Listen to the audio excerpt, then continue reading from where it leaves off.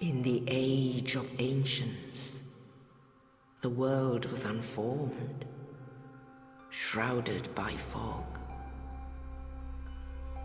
A land of grey crags, arch trees, and everlasting dragons.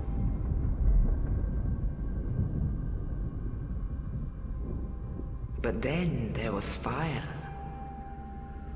and with fire came disparity.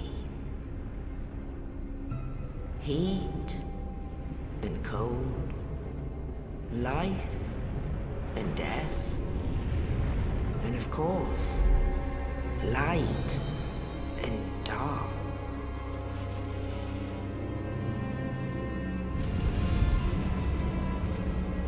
Then from the dark they came and found the souls of lords within the flame.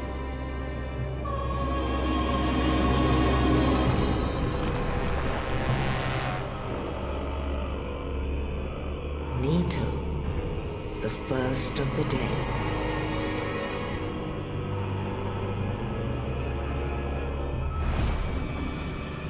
The Witch of Izalith and her daughters of Chaos. Gwyn, the Lord of Sunlight, and his faithful knights. And the furtive pygmy, so easily forgotten.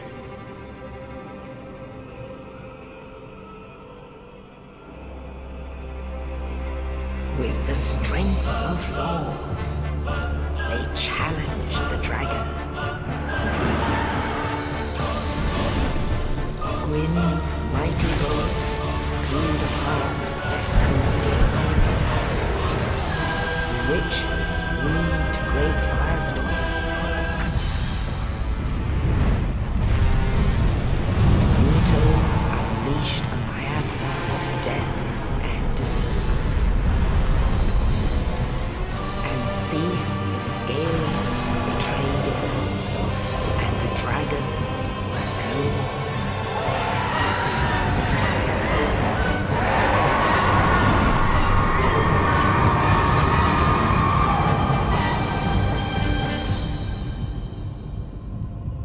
Thus began the Age of Fire.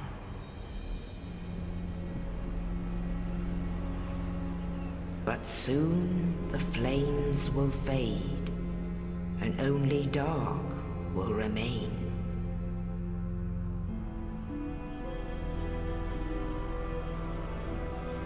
Even now, there are only embers. And man sees not light, but only endless nights. And amongst the living are seen carriers of the accursed dark side.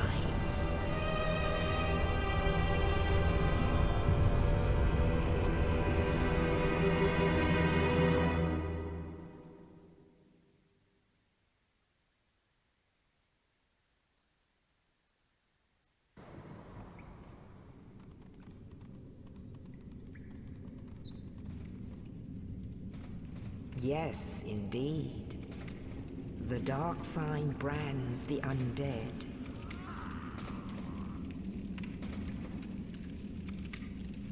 And in this land, the undead are corralled and led to the north.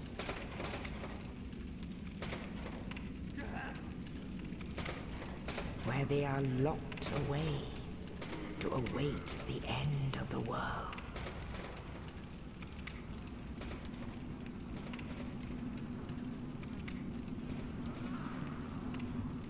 This is your fate.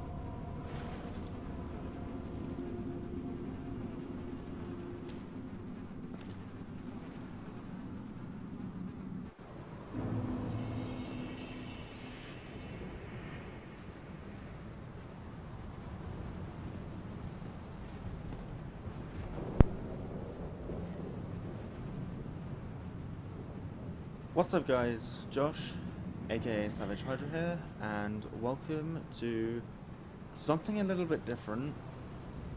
I'm going to be playing Dark Souls. It's a game that I really enjoy. I've completed it a couple of times, but I'm by no means, disclaimer, I'm by no means like really good at this game, and if I get invaded at all, I'm probably going to die. But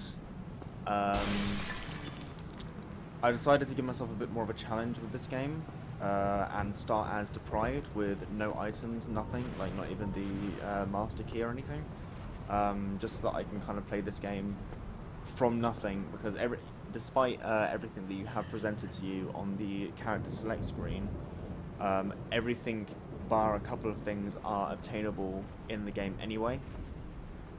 If someone's playing the game for the first time, I would probably recommend starting with the cleric, just so that you have access to the heals in the early game for free without having to buy them, and starting with the master key, just so if you miss a couple of keys, you can still potentially open doors that aren't really like important, and get some extra stuff from that. But otherwise, we're going to get started with this. So, dungeon cell key, and we can let ourselves out of here. So yeah, I'm pretty experienced in this game. Not amazing, but I kind of know my way around everything. So hopefully we can just get through this and get started. So this area of the game is pretty much the tutorial. These guys don't really fight back much. They don't fight at all unless you hit them, and they give you like a pathetic amount of souls. So the number down on the right is the is our souls, which souls are basically the currency of the game, for leveling up, buying stuff, and everything. And you can probably hear that, hopefully, right now. And it stops as I start talking. There, something stomping around. This is how early in the game there is foreshadowing. Like, there's something here, and if you can see something in this game, it's a pretty surefire way of saying this is something that you will have to come back and deal with. So eventually, that is going to be something we have to fight. But for now, we can't get in there, so that's just not going to happen. So we're just going to work our way up and out. This guy's sat in the water, so I'll take some free souls. And even with this broken, well, this sword hilt, we're able to kill them. That's how weak they are. But again, this weapon does literally nothing to pretty much anything else in the game. But we will be getting something fairly decent as our starting weapon, which is, I guess, kind of a compensation for the deprived in the fact that they start with no armor. The starting items really as well, they don't really account for much, apart from what you're kind of going to be focusing around in your early game, because you can build your stats to whatever you want to do, and you'll be able to obtain all the weapons, armors, everything you want. So here's our first bonfire, just rest at that, and these are basically your checkpoints. You heal here, you restore like your consumables and stuff. And just bonfires are your really nice like safe spaces, so this door doesn't open. So our only option is to go through here.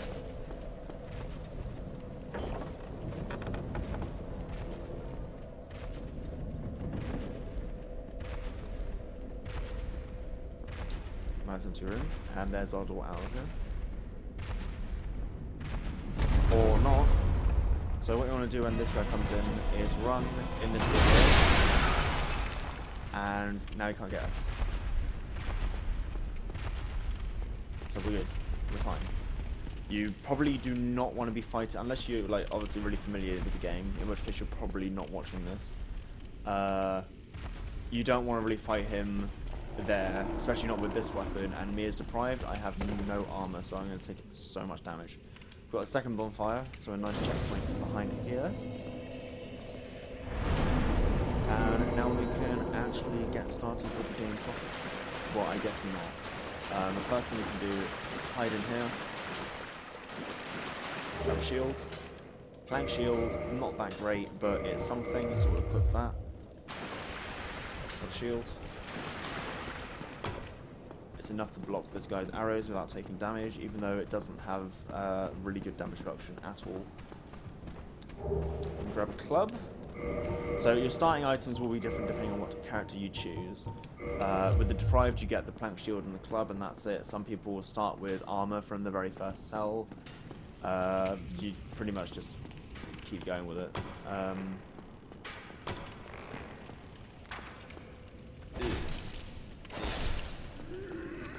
So he was a bit stronger, as you can probably see with the arrows and everything, and he intentionally attacked us.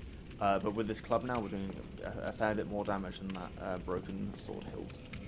And here's a fog wall, so you just every time you come up to one of these, you can just move through it with and traverse to the next area. They pretty much act as gateways, almost like not checkpoints, but just kind of warnings that maybe there's something behind here that might be a boss fight or something, as you'll see in a minute. There again, that's an item up there, and this is more foreshadowing. At some point you will be able to get that item, but for now we're just going to come this way. So this is nice and opportune because this door here, you might recognize it. It's back to our first bonfire. So this is really good because this is essentially, this whole area is essentially the tutorial. It's teaching you about the game, that there's going to be the fog walls gating areas. There's going to be big enemies that come out of nowhere. There's going to be shortcuts that you can use to return to bonfires and give yourself an easy way through an area that you've just cleared. There's going to be foreshadowing from items and being able to see where you can go eventually. And there's also going to be something up here. Oh look, there's something up there. Is that a ball? That's a ball. See, this game is all about observation and being familiar with your surroundings. Obviously, I have the advantage of playing this game before, and this also allows us to get into that wall, breaks this wall, and allows us to get into this area. Talk to this guy. I'll let the speech go through. Oh, you. You're no hollow. Thank goodness. I'm done for, I'm afraid. I'll die soon, then lose my sanity. I wish to ask something of you. You and I are both undead. Hear me out, will you? I think we'll hear him out. Regrettably, I have failed in my mission. But perhaps you can keep the torch lit. There is an old saying in my family. Thou who art undead art chosen. In thine exodus from the undead asylum, maketh pilgrimage to the land of ancient lords. When thou ringest the bell of awakening, the fate of the undead thou shalt know. Well, now you know. And I can die with hope in my heart. Oh, one more thing. Here, take this. An Estus flask. An undead favorite. So now we have Estus flasks. Oh, and this. And a key. Now I must bid farewell. I would hate to harm you after death. So go now, and thank you. So Estus flasks, one thing we can do is look at item descriptions. So the undead treasure these dull green flasks filled with Estus at bonfire, fills HP.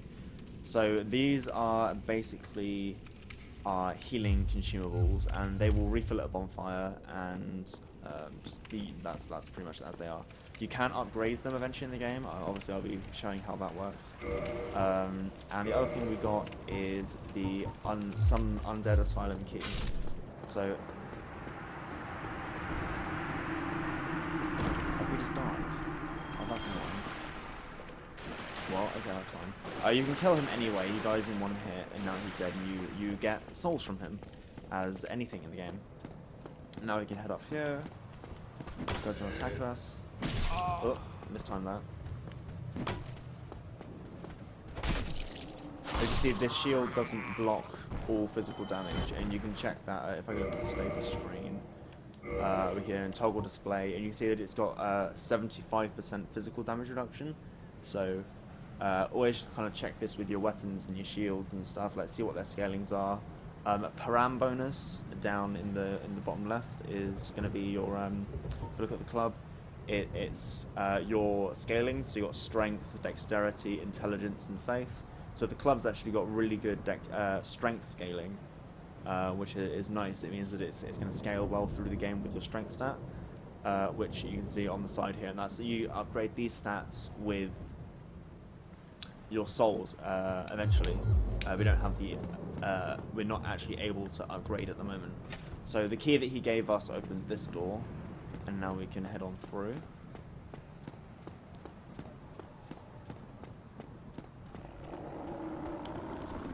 Oh look, enemies.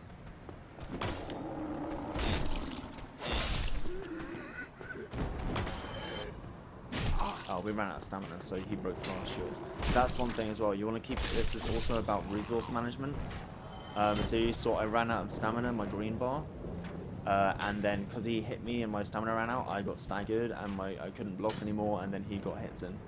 So it's all about the resource management. This guy's got a bow and arrow, so he can get out quickly. And then in here, we got this guy. This guy is armored up. And with shield and everything. But the one good thing about the club that I've gathered is that it's actually got quite good stagger potential. When you just hit things, they tend to get staggered, which is nice, especially in the early game. We'll heal here, I think. See, that didn't really heal a huge amount there. Well, it healed most of our health, but it didn't heal us up to full. But in this here, it's gonna be our. You hear that? Bleh. But this game again is all interlinked. Everything's kind of chunked together, and with another fog gate here, that's kind of foreshadowing of sorts. But what we're gonna do now is go two-handed with our club, because I do not. There's no point in using a shield at this point in the game. And we are going to go through the right line. Now if you attack while you're falling, you can get a nice air attack, and it does a load of damage. But we are now fighting the demon that dropped down on us before. So I'm just going to draw him into the more central in the room. Oh, I rolled far too late.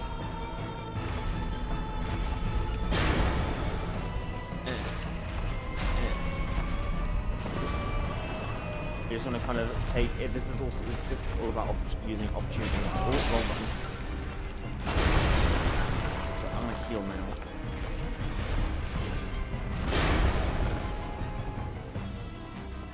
You want to kind of pace yourself with how you're standing, how far away you are from them, and just wait for good opportunities to just take poke hits.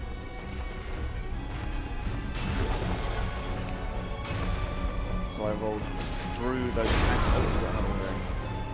Okay. Back again. And heal now. Nope, too early. Get a cheap hit in there. So I roll through, roll away, back off. Is he going to swing again? Nope. Back off. You gotta be careful. Like pretty much all the time, because there's so much opportunity to just take a lot of damage. Again, lure him back, roll away. There we go, he's done. So anyone new to the game will probably find that somewhat difficult. This game is it just drops you in the deep end pretty much with this boss fight. So let's see, we got a lot of souls from that though. But we got the big pilgrim key. Get through here. and good job, go straight ahead. We have pretty much just completed the tutorial. So, yeah. Nice cutscene, so let this play through. Only in the ancient legends it is stated that one day an undead shall be chosen.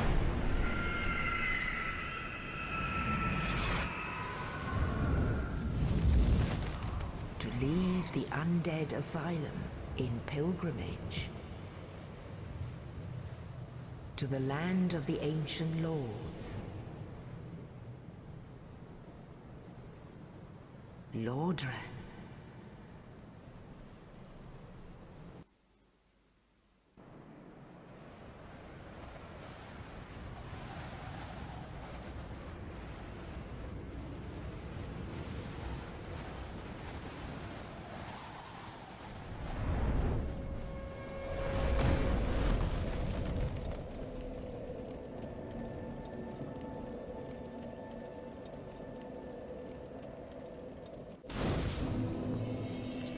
So here we are.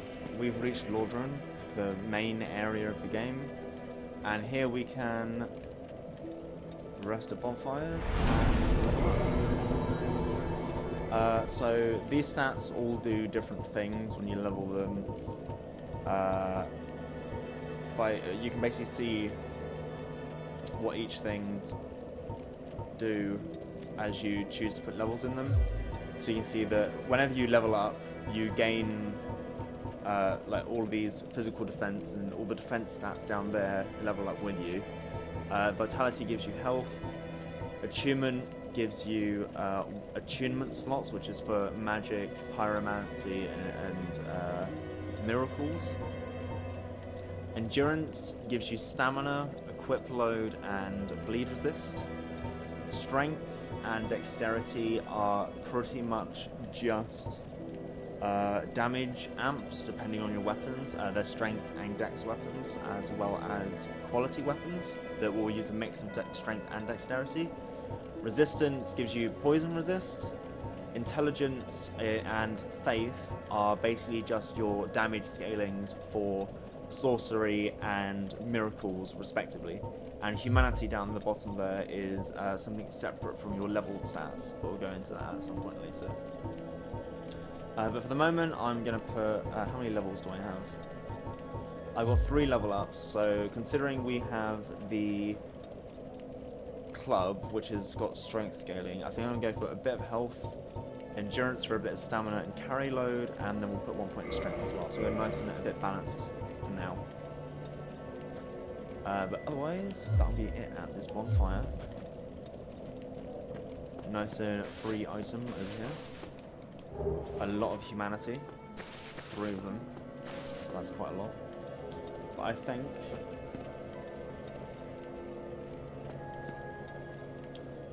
that I shall be leaving it here for this episode. So I'll see you guys next time.